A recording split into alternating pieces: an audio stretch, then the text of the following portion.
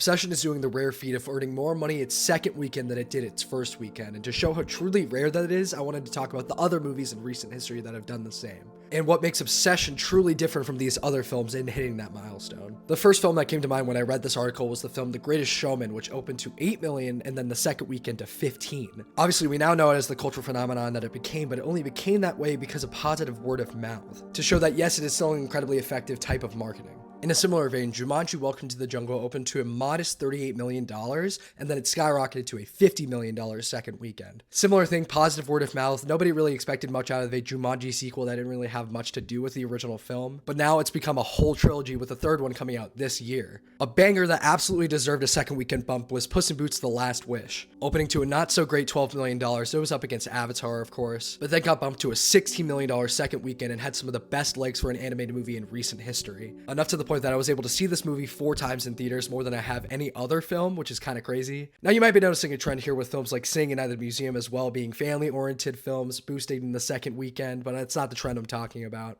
I don't know why I find We Bought a Zoo so funny. Never even seen the film, but it got boosted to a $13 million second weekend from a $9 million opening. Similar theme, family-oriented film. War Horse by Steven Spielberg and Christmas Story both doubled their openings. And I obviously can't go this list without talking about the movie that most people think about when they think about a second weekend boost, that being Titanic. Opened at 28 million, went to 35 million, and obviously had some of the best legs a movie has ever had in theaters, going all the way up to, and obviously there's been re-releases for the film, but up to $2.2 billion.